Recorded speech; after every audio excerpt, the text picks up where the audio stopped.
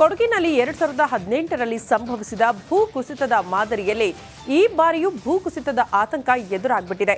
ಹಳೆಯ ಬಿರುಕು ಮೂಡಿದ್ದ ಜಾಗದಲ್ಲಿ ಹೊಸ ಬಿರುಕು ಮೂಡಿದ್ದು ಸ್ಥಳೀಯರ ಆತಂಕಕ್ಕೂ ಕಾರಣವಾಗಿದೆ. ಸದ್ಯ ಅಲ್ಲಿನ ಪರಿಸ್ಥಿತಿಯ ಬಗ್ಗೆ ಒಂದು ವರದಿ ಇಲ್ಲಿದೆ ನೋಡಿ.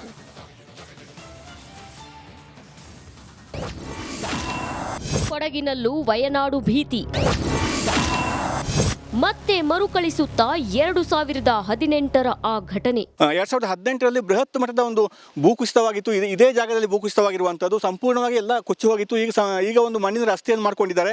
ಈಗ ಆತಂಕ ಇರುವಂಥದ್ದು ಇದು ಏನು ಭೂಕುಸಿತ ಆಗಿದೆ ಅದರ ಪಕ್ಕದಲ್ಲೇ ಭೂಮಿ ಬಿರುಕು ಬಿಟ್ಟಿರುವಂಥದ್ದು. 2 ಅಡಿ ಕೆಳಕ್ಕೆ ಕುಸಿದಿರುವ ರಸ್ತೆ, 100 ಅಡಿ ದೂರದಷ್ಟು ಬಿರುಕು. ಆಗಸ್ಟ್ ತಿಂಗಳು ಕಳೆದರೆ ಸಾಕಪ್ಪ ಎನ್ನುವ ಜನತೆ. ಈ ದೃಶ್ಯಕ್ಕೆ ಸಾಕ್ಷಿಯಾಗಿರುವುದು ಕೊಡಗು ಜಿಲ್ಲೆಯ ಮಡಿಕೇರಿ ತಾಲೂಕಿನ 2ನೇ ಮೊಣ್ಣಂಗೇರಿ ಗ್ರಾಮ.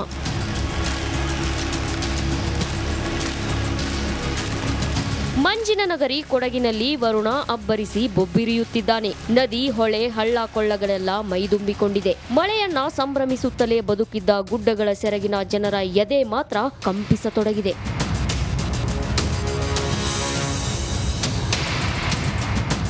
2ನೇ ಮೊಣ್ಣಂಗೇರಿ ಗ್ರಾಮದಲ್ಲಿ 2018ರಲ್ಲಿ ಜಲಸ್ಫೋಟವಾಗಿ ದೊಡ್ಡ ಮಟ್ಟದ ಗುಡ್ಡ ಕುಸಿತವಾಗಿತ್ತು. ಅಲ್ಲಿಂದ ಇಲ್ಲಿವರೆಗೆ ಗ್ರಾಮಕ್ಕೆ ಹೋಗಲು ಮಣ್ಣಿನ ರಸ್ತೆ ನಿರ್ಮಾಣ ಮಾಡಲಾಗಿತ್ತು. 5 ವರ್ಷದ ಹಿಂದೆಯೂ ಇದೇ ಜಾಗದಲ್ಲಿ ಭೂಮಿ ಬಿರುಕು ಬಿಟ್ಟಿತ್ತು. ಇದೀಗ ಅದೇ ಜಾಗದಲ್ಲಿ ಮತ್ತೆ ಬಿರುಕು ಕಾಣಿಸಿಕೊಂಡಿದೆ. ಅಂದ್ರೆ ಮಳೆಗಾಲದಲ್ಲಿ ಇದೇ ರೀತಿ ಬಿರುಕು ಬಿಡ್ತಿದೆ ಸರ್. ನಮಗೆ ವಾಹನವನ್ನು ಹೋಗ್ಲಿಕ್ಕಾಗಲ್ಲ ಸರ್, ಕಷ್ಟ ಆಗ್ತಿದೆ.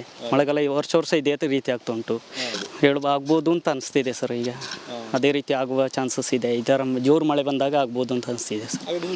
ಅಂದರೆ ಈ ಥರ ಮಳೆಗಾಲ ಜಾಸ್ತಿ ಆದಾಗ ಭಯ ಆಗುತ್ತೆ. ಆ ಥರ ಪ್ರಾಬ್ಲಮ್ ಇದೆ ಸರ್. ಆಗಸ್ಟ್ ಬಂದಾಗ ಭಯ, ವರ್ಷ ಭಯನೇ ಸರ್. ಇನ್ನು ಆಗಸ್ಟ್ ತಿಂಗಳ ಮಳೆ ಎಂದರೆ ಜಿಲ್ಲೆಯಲ್ಲಿ ಎಲ್ಲರಿಗೂ ಭಯ ಮೂಡಿಸುತ್ತಿದೆ. ಕಾರಣ 2018ರಿಂದ 3 ವರ್ಷ ಸತತವಾಗಿ ಆಗಸ್ಟ್ ತಿಂಗಳಲ್ಲಿ ಭೂಕುಸಿತವಾಗಿತ್ತು. ಇದೀಗ ವಯನಾಡುವಿನಲ್ಲಿ 2018ರಲ್ಲಿ ಭೂಕುಸಿತವಾದ ಜಾಗದ ಸಮೀಪದಲ್ಲಿಯೇ ಮತ್ತೆ ಜಲಸ್ಫೋಟವಾಗಿದೆ.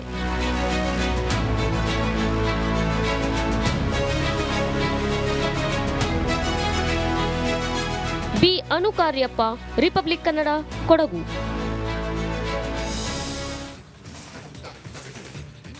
ಅಮಾವಾಸ್ಯೆ ಬಂದ್ರೆ ಸಾಕು ಜನರು ಪುಣ್ಯ ಸ್ನಾನ ಅಂತ ನದಿಗಿಳಿತಾರೆ. ಅದರಲ್ಲೂ ರವಿವಾರ ಅಮಾವಾಸ್ಯೆ ಬಂದ್ರೆ ಸಾಕು ಉತ್ತರ ಕರ್ನಾಟಕ ಜನರಿಗೆ ಹಬ್ಬವಿದ್ದಂತೆ.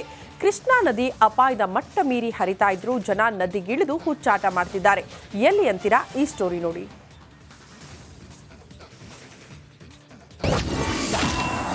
ಹರಿಯುವ ನದಿಯಲ್ಲಿ ಹುಚ್ಚಾಟ, ಜೀವ ಭಯವಿಲ್ಲದೆ ನದಿಯಲ್ಲಿ ಸ್ನಾನ. ಪಶ್ಚಿಮ ಘಟ್ಟಗಳಲ್ಲಿ ಸತತವಾಗಿ ಸುರಿಯುತ್ತಿರುವ ಮಳೆಯಿಂದ ಕೃಷ್ಣಾ ನದಿ ಅಪಾಯದ ಮಟ್ಟ ಮೀರಿ ಹರಿಯುತ್ತಿದೆ.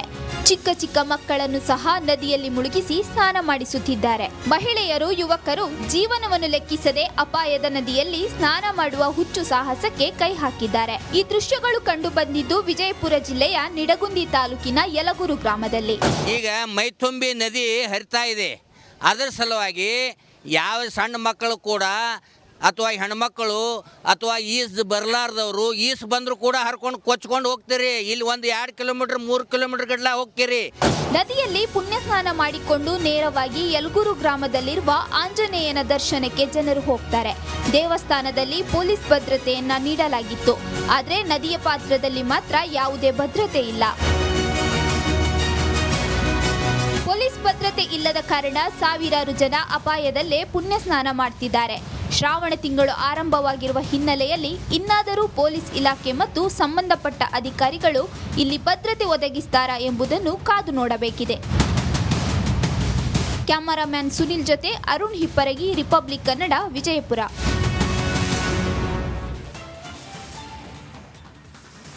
ಧಾರವಾಡ ಅಂದ್ರೆ ವಿದ್ಯಾಕಾಶಿ. ಇಲ್ಲಿ ಏನಿದ್ರೂ ಶಿಕ್ಷಣದ್ದೇ ಮಾತು.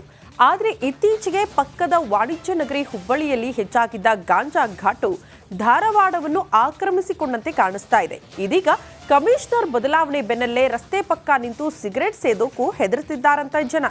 ಅಷ್ಟಕ್ಕೂ ಹೊಸ ಕಮಿಷನರ್ ಮಾಡ್ತಾ ಇರೋದೇನು? ಈ ಸ್ಟೋರಿ ನೋಡಿ.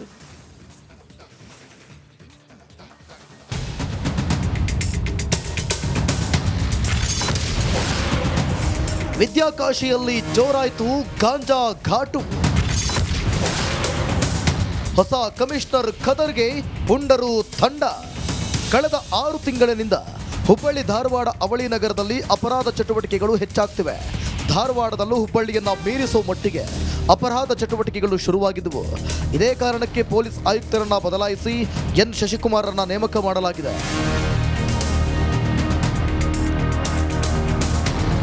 ಕ್ರೈಮ್ ರೇಟ್ ಹೆಚ್ಚಾಗುವುದಕ್ಕೆ ಗಾಂಜಾ ಡ್ರಗ್ಸ್ನಂತಹ ಮಾದಕ ವಸ್ತುಗಳೇ ಕಾರಣ ಅನ್ನೋದನ್ನ ಅರಿತ ಹೊಸ ಪೊಲೀಸ್ ಆಯುಕ್ತರು ಮಾದಕ ವಸ್ತುಗಳ ವ್ಯಸನಿಗಳನ್ನ ವಶಕ್ಕೆ ಪಡೆಯುವ ಮೂಲಕ ಹೊಸ ಕ್ರಾಂತಿ ಆರಂಭಿಸಿದ್ದಾರೆ. ಯಾರು ಸಸ್ಪಿಷಿಯಸ್ ಆಗಿದ್ದಾರೆ ಮತ್ತು ಸಸ್ಪೆಕ್ಟ್ಸ್ ಇದ್ದಾರೆ, ನಮ್ಮ ಇಂದಿನ ಪ್ರಕರಣಗಳಲ್ಲಿ ಲೀಡ್ ಸಿಕ್ಕಿರೋಂಥ ಸಂದರ್ಭದಲ್ಲಿ ಮಾಹಿತಿ ಇದೆ, ಅಂಥವ್ರನ್ನ ನಾವು ಪಿಕ್ ಮಾಡಿ ಅವ್ರನ್ನ ಏನು ಕಿಟ್ ಇದೆ ಒಂದು ಡ್ರಗ್ ಕನ್ಸಂಪ್ಷನ್, ಅದರಲ್ಲಿ ಗಾಂಜಾ ಕನ್ಸಂಪ್ಷನ್ ರಿಲೇಟೆಡ್ ಕ್ಯಾನಬಿಸ್ ಪಾಸಿಟಿವ್ ಅಥವಾ ನೆಗೆಟಿವ್ ಬರುವಂಥದ್ದು, ಆ ಕಿಟ್ಟಲ್ಲಿ ನಾವು ಪರೀಕ್ಷೆ ಮಾಡಿದಂಥ ಸಂದರ್ಭದಲ್ಲಿ ಸಾಕಷ್ಟು ಜನ ಪಾಸಿಟಿವ್ ಬಂದಿರುವಂಥದ್ದು. ಅವ್ರನ್ನೆಲ್ಲ ನಾವು ಈಗ ಅವ್ರ ಮೇಲೆ ಪ್ರಕರಣವನ್ನು ದಾಖಲು ಮಾಡ್ಕೋತೀವಿ. ಶಾಲಾ ಕಾಲೇಜು ಮುಖ್ಯಸ್ಥರು, ಹಾಸ್ಟೆಲ್ ವಾರ್ಡನ್ಗಳು, ವಿದ್ಯಾರ್ಥಿ ಪ್ರಮುಖರೊಂದಿಗೆ ಸರಣಿ ಸಂವಾದಗಳನ್ನು ನಡೆಸುತ್ತಿರೋ ಪೊಲೀಸ್ ಆಯುಕ್ತರು ಕಾಲೇಜ್ ಕ್ಯಾಂಪಸ್ಗಳ ಮೂಲಕವೇ ಮಾದಕ ವ್ಯಸನಗಳ ವಿರುದ್ಧ ಸಮರ ಸಾರೋದಕ್ಕೆ ಮುಂದಾಗಿದ್ದಾರೆ. ಮಾದಕ ವ್ಯಸನಿಗಳ ಮೂಲಕ ಡ್ರಗ್ಸ್ ಪೆಡ್ಲರ್ಗಳ ಹೆಡೆಮುರಿ ಕಟ್ಟೋದು ಪೊಲೀಸ್ ಆಯುಕ್ತರ ಪ್ಲಾನ್ ಆಗಿದೆ.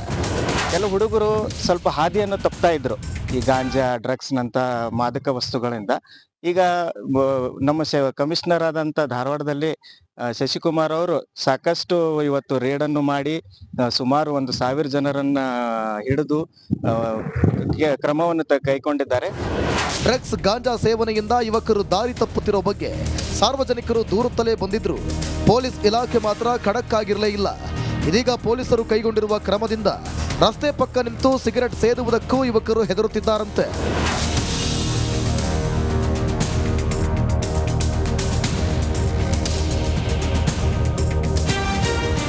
ಮಾದಕ ವ್ಯಸನಿಗಳನ್ನ ಈಗಾಗಲೇ ಹಿಡಿದು ನಂತರ ಅವ್ರ ಮೂಲಕ ಪೆಡ್ಲರ್ಗಳಿಗೆ ಹೋಗಿ ಸಂಪೂರ್ಣವಾಗಿ ಮೂಲವನ್ನೇ ಏನಂತಾರೆ ಹೊಸಗೆ ಹಾಕೋದಕ್ಕೆ ಮುಂದಾಗ್ತಾ ಇದ್ದು ಮಾದಕ ವಸ್ತುಗಳ ಹಾವಳಿ ಕಡಿಮೆ ಆಗುತ್ತಾ ಅನ್ನೋದನ್ನ ಕಾದು ನೋಡಬೇಕಾಗಿದೆ. ಡಿವಿ ಕಮ್ಮ, ರಿಪಬ್ಲಿಕ್ ಕನ್ನಡ, ಧಾರವಾಡ.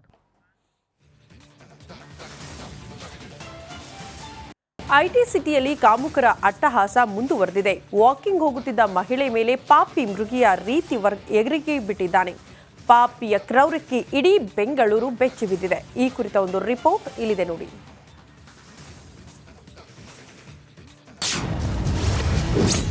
ಮಹಿಳೆ ಮೇಲೆ ಕಾಮುಕನ ಅಟ್ಟಹಾಸ. ಬೆಂಗಳೂರಿನಲ್ಲಿ ಮಹಿಳೆಯರಿಗಿಲ್ವ ಭದ್ರತೆ? ಮಹಿಳೆ ಕೂಗಿಕೊಳ್ಳುತ್ತಿದ್ದಂತೆ ಪಾಪಿ ಪರಾರಿ. ರಸ್ತೆಯಲ್ಲಿ ನಡೆದು ಹೋಗುತ್ತಿರುವ ಕಾಮುಕ.